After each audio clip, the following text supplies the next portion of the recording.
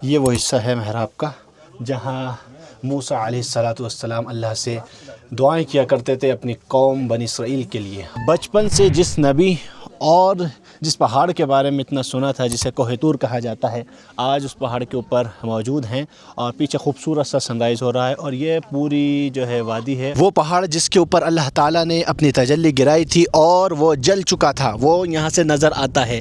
और उसकी हकीकत क्या है और वही है, इस बात के मैं आपको दो प्रूफ दे रहा हूँ। वादी तुवा या वादी मुक़द्दस जो कुरान ने कहा है वो वादी ये है। इसी के अंदर मूसा अलैहिस्सलाम ने कलाम किया था अपने रब से। ये वो जगह है जहाँ अल्लाह ने मूसा अलैहिस्सलाम को कहा था, ए मूसा अपने जूते उतार दो। मूसा अलैहिस्सलाम का वो कुआं जिससे मूसा अलैहिस्सलाम ने पानी पिया था। जबल मूसा का सफ़र, कोह तूर का सफ़र आप कहीं से भी करें, चाहे काहिरा से करें या किसी भी जगह से करें, वहाँ पहुँचने का सबसे ईजी और सबसे फास्ट तरीका जो है वो ये गाड़ी है जिसमें ये 14 सीटर होती है और ये इतनी तेज़ी से लेकर के जाते हैं कि आपको 2 घंटे का रास्ता ये 1 घंटे में पूरा करा देते हैं।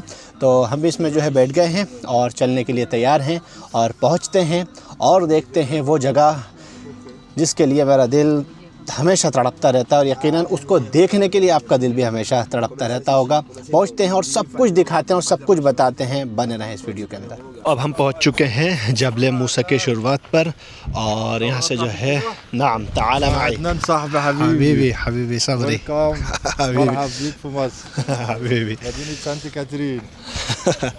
यहाँ से जो है हमने चढ़ना शुरू कर दिया है जबल मूसा यानी कोह तूर के ऊपर। और ये शुरू का जो रास्ता है वादी मुक़द्दस का, जहाँ शुरुआत है, तो बहुत अच्छा रास्ता है, बिल्कुल फुटपाथ बने हुए हैं, लाइट्स लगी हुई हैं। लेकिन जैसे जैसे हम आगे बढ़ेंगे वैसे वैसे ये रास्ता जो है वो मुश्किल होता चला जाएगा। पथरीला इलाका भी आएगा, बड़े पत्थर भी आएंगे, ऊंचा इलाका भी आएगा, 750 वो सीढ़ियाँ भी आएंगी जो मुझे आज तक याद हैं जब मैं पहली बार चढ़ा था। तो चलते हैं और इस तारों भरी रात में चढ़ाई करते हैं इस मुक़द्दस पहाड़ की जिस पर अल्लाह ने हमारे नबी मूसा अलैहिस्सलाम से कलाम किया था। इस तरह से क्योंकि रात का सफ़र है और कोह तूर बहुत घूम कर है, तो आपको यहाँ पर जो है लोकल जो गाइड होते हैं उनके साथ ही ऊपर जाना होता है।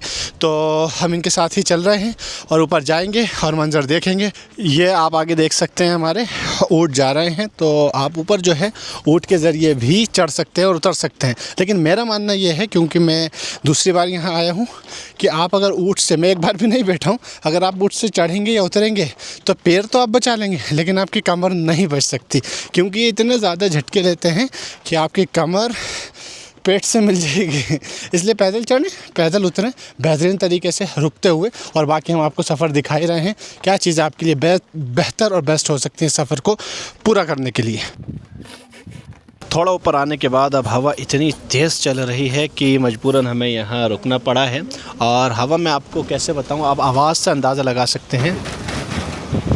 और ये खिड़कियाँ और जो ये बैठने का बनाया हुआ है, यहाँ की आवाज़ बहुत तेज़ है। और अभी जब मैं बीच में ऊपर चढ़ रहा था तो बस ऐसा था कि आप बूढ़े और पता नहीं कहाँ गए। तो हवा जो है कभी भी चल सकती है और बदल सकती है, ख़ास करके पहाड़ों के ऊपर।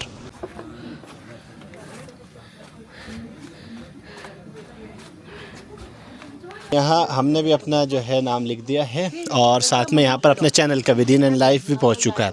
लेकिन मैं सबसे ज़्यादा शुक्रगुज़ार हूँ उस इंसान का जो इस फ्लैग को यहाँ पर लगा करके गया है, कि उसके लगाने के बाद से सिर्फ इस तिरंगे की इतनी कीमत है कि यहाँ पर आप देख सकते हैं सैकड़ों हमारे हिंदुस्तानी भाइयों के हर धर्म वाले के नाम यहाँ पर लिखे हुए हैं। शुक्रिया मैं अदा करूँगा अगर मेरी वीडियो वहाँ तक पहुँच जाए, या मेरे रील या मेरे यूट्यूब वीडियो ज़रूर पहुँचाएँ, ताकि उनको पता चले कि उनके इस झंडे के ऊपर आज कितने नाम लिखे जा चुके हैं।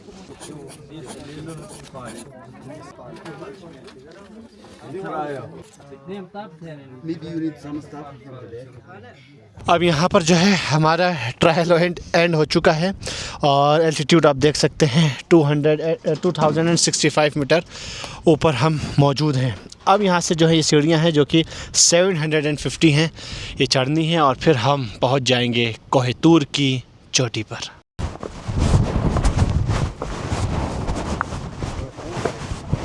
फाइनली 2 घंटे और 35 मिनट 2 आवर्स एंड 35 मिनट्स के बाद हम जो है टॉप पर आ गए हैं। अब हवा क्योंकि इतनी तेज़ है, ये देखें ऊपर एक छत किस तरह से जो है हिल रही है और हवा की आवाज़ तेज़ तेज़ आ रही है।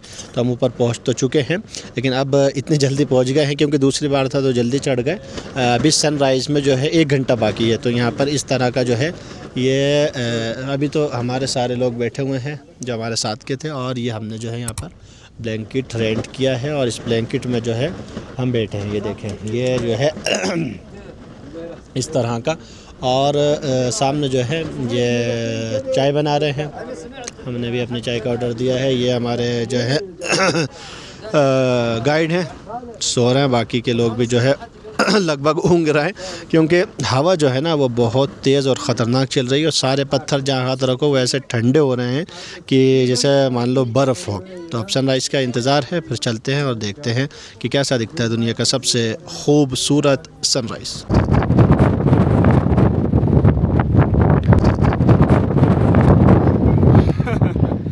बहुत ठंड है, बहुत ठंड है।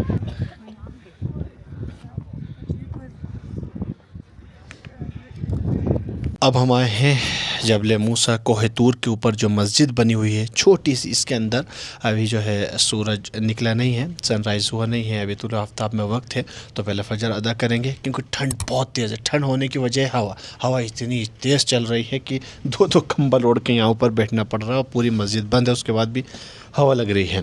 तो शायद ये इतनी ऊंची एल्टीट्यूड के ऊपर चुनिंदा मस्जिदों में से एक होगी जो यहाँ पर भी है, और यहाँ भी इंशाल्लाह सजदा अदा करेंगे और बाकी मनासिर भी इंशाल्लाह देखेंगे।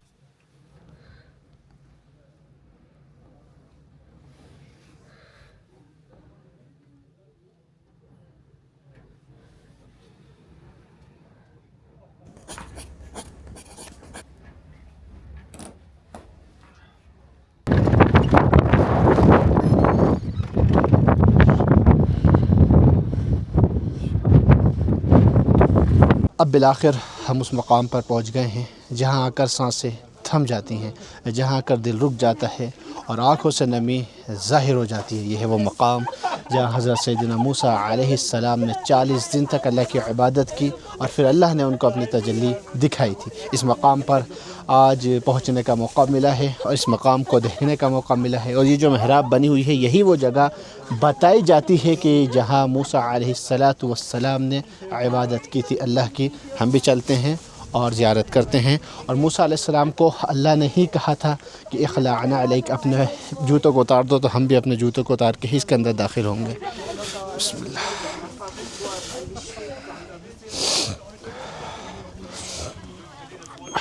माशाअल्लाह। ये महराब जो है, ये हिस्सा, ये वो हिस्सा है महराब का जहाँ मूसा अलैहिस्सलातु वस्सलाम अल्लाह से दुआएं किया करते थे अपनी कौम बनी इसराइल के लिए, और दुआएं किया करते थे, उनकी आरज़ू अल्लाह तक पहुँचाया करते थे और 40 दिन तक रोज़े रखे और 40 दिन तक अल्लाह की इबादत की और फिर अल्लाह का दीदार नसीब हुआ और फिर उसके बाद जो है बेहोश हो गया सिर्फ अल्लाह की एक तजल्ली से। तो ये पूरा हिस्सा वही मुबारक हिस्सा है जिसे मैं आज छू रहा हूँ और आपको दिखा रहा हूँ। अल्लाह रब्बुल इज़्ज़त इस मुबारक जगह के सदक़े ही हमें और हमारी पूरी उम्मत पर रहम फरमाए और हमें मुआफ़ फरमाए। अब इंतज़ार है उस दुनिया के सबसे खूबसूरत सनराइज़ का। मुझे अकेले को नहीं, यहाँ 3 घंटे 4 घंटे 5 घंटे की मेहनत के बाद जो लोग ऊपर चढ़े हैं उन सबको जो यहाँ पर खड़े हुए हैं, और उधर से जो है वो सूरज तुलू हो रहा है और हमारा संजय वो शुरू हो रहा है।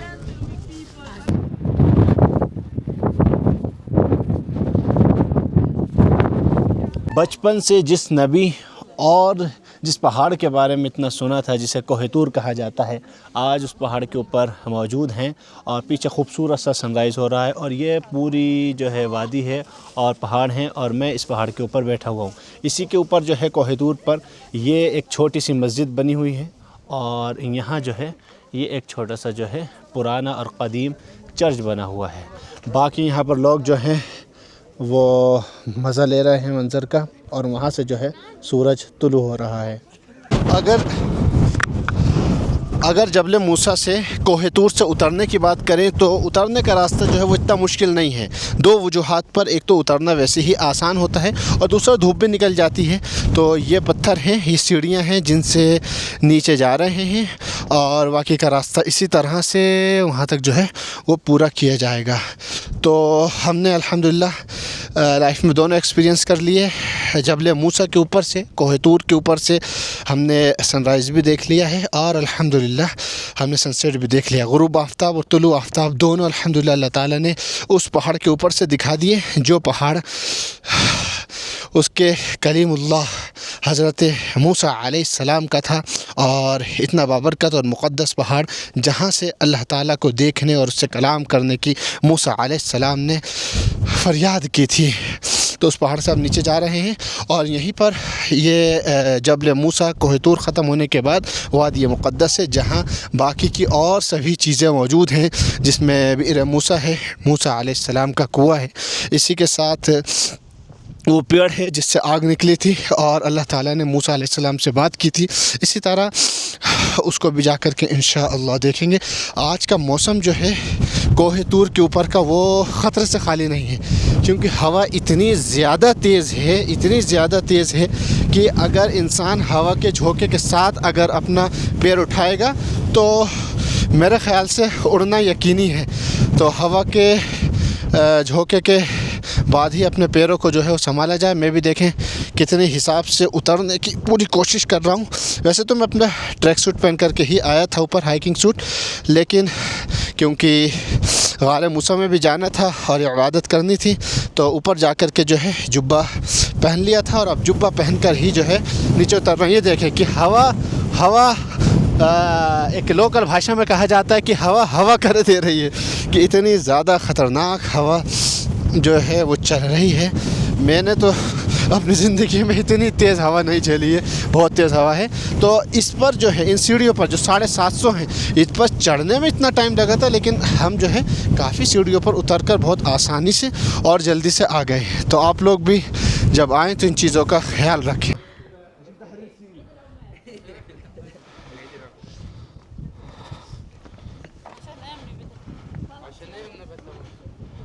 मेरा ही वो अल्लाह है जो पहाड़ों के दरमियान से भी इन फूलों को और इन पत्तियों को उगा सकता है। इसी तरह के फूल इन चटियल पहाड़ों में, जो बिल्कुल लाल सुर्ख पहाड़ हैं, उनके अंदर इन हरी घास को और फूलों को उगाने वाली ज़ात भी हमारे उस परवरदिगार की है।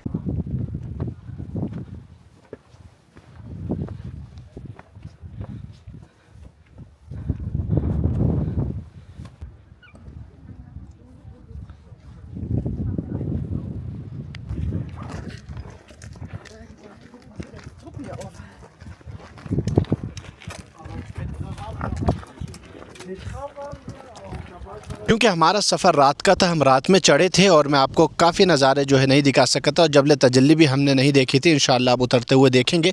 इसके साथ ये जो हिस्सा है ये लास्ट है ऊँट से आने के लिए। ये ऊँट पीछे है, उधर बहुत सारे ऊँट हैं। यहाँ से आप नीचे उतरने के लिए ऊँट ले सकते हैं और नीचे से तो वहाँ शुरू से आपको मिल जाते हैं, लेकिन इसके ऊपर से जब आप जाएँगे तो आपको जो है ऊँट नहीं मिलेगा। वो आपको जितनी भी सीढ़ी और जितना भी रास्ता है वो आपको पैदल ख़ुद ही तय करना पड़ेगा। अब यहाँ से अगर आप देखें तो जबल तजल्ली, वो पहाड़ जिसके ऊपर अल्लाह ताला ने अपनी तजल्ली गिराई थी और वो जल चुका था, वो यहाँ से नज़र आता है।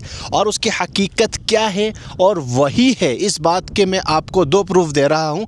और एक प्रूफ हर कोई जो है वो मानता है और हर कोई बताता है, हर एक वीडियो में हमने देखा है, लेकिन जो आज मुझे एहसास हुआ है वो एहसास आपके साथ में शेयर कर रहा हूँ। मैं हूँ इस वक्त जबल मूसा कोह तूर के ऊपर। ये कोह तूर की चोटी है, इधर देखें ये कोह तूर की चोटी है। इस चोटी के ऊपर मूसा अलैहिस्सलाम मौजूद थे और मूसा अलैहिस्सलाम ने अपने रब से कहा था कि मैं या अल्लाह या रब मैं तुझे देखना चाहता हूँ। तो अल्लाह ने क्या कहा कि मूसा तुम डायरेक्टली मुझे नहीं देख सकते, तुम अपने सामने पहाड़ पर देखो। अभी मैं इसके ऊपर से उतर के आया हूँ, इसके पीछे जितने पहाड़ हैं वो इससे ऊंचे हैं और इसके सामने अगर आप देखेंगे तो सबसे पहला अगर कोई पहाड़ है तो वो ये है। इसके अलावा उधर हैं, वो एक पहाड़ नहीं है, मिले हुए हैं, ये अकेला वाहिद पहाड़ है। और अल्लाह ने क्या कहा कि ए मूसा सामने देखो, जो सामने पहाड़ है अगर वो बरकरार रहा तो तुम मुझे देख सकते हो। अल्लाह ताला ने अपनी तजल्ली गिराई और ये देखें इसका हाल क्या हुआ कि रेज़ा रेज़ा हो गया, काला हो गया, बिखर गया। इसके आसपास हत्ता के पूरे साउथ सिनाई के अंदर जितने भी पहाड़ हैं वो सब सख्त लाल पत्थर के हैं और ये अकेला काला पत्थर का पहाड़ है। इसके दो सबूत मैंने आपको दिए कि एक मुख्तलिफ है और दूसरा जब जबले तजल्ली के जबले मूसा के कोह दूर के उधर से देखें या इधर से देखें वो एक अलग चीज़ है, लेकिन सेंटर से जब आप देखेंगे तो पहला पहाड़ आपको जो है जबले तजल्ली ही नज़र आएगा।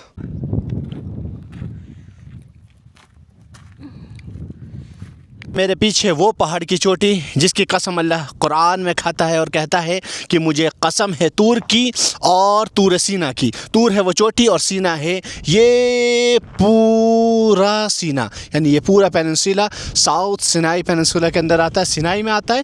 और ये है तूर, जबल तूर, कोह तूर, जबल मूसा। वादी तुवा या वादी मुक़द्दस जो कुरान ने कहा है वो वादी ये है। इस मुक़द्दस वादी को कहा है वादी तुवा और वादी मुक़द्दस। इसी के अंदर मूसा अलैहिस्सलाम ने कलाम किया था अपने रब से। पेड़ से आवाज़ आई थी, वो पेड़ भी यही है और चल कर के हम जो है उसको देखेंगे। ये पूरा हिस्सा, थोड़ा सा हिस्सा नहीं, कुछ हिस्सा नहीं, ये वादी तकरीबन 4.5 किलोमीटर में फैली हुई है और ये पूरा 4.5 किलोमीटर का सामने का पूरा हिस्सा वादी मुक़द्दस कहलाता है।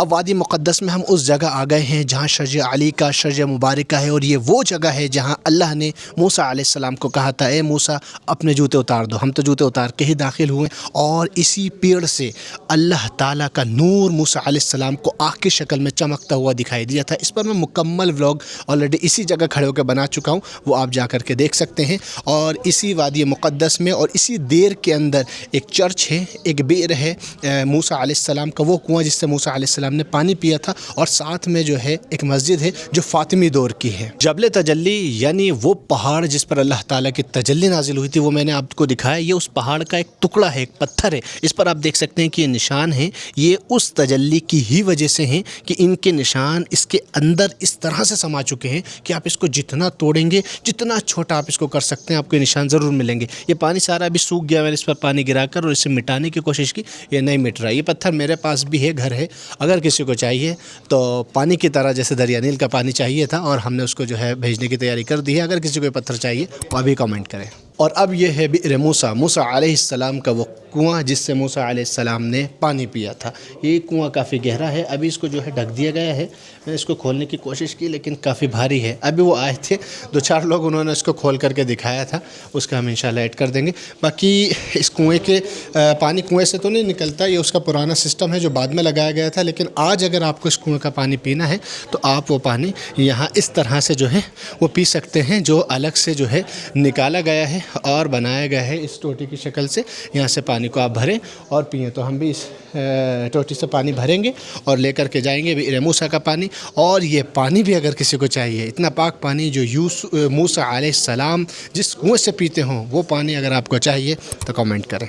तो मेरे पीछे जो मस्जिद दिख रही है ये 8वीं सदी या 9वीं सदी की है, 8th या 9th सेंचुरी की। ये फातिमीन दौर की मस्जिद इसके अंदर है। यहाँ से जो है इसका रास्ता था, फ़िलहाल अभी से जो है बंद किया हुआ है। और ये एकता दिखा रही है कि यहाँ पर देखें चर्च की भी मीनार है और मस्जिद की भी मीनार है, क्योंकि ये जो जगह है ये दोनों ही धर्मों के लिए बहुत मुबारक है, चाहे ईसाईयत हो या इस्लाम हो। यहाँ मूसा अलैहिस्सलाम से जुड़ी हुई भी चीज़ें हैं और ईसाईयत से जुड़ा हुआ ये सबसे पुराना कनीसा, सबसे पुरानों में से एक कनीसा और सबसे पुरानी मोनेस्ट्री जो है वो यहाँ पर मौजूद है, जिसे सेंट कैथरीन कहते हैं।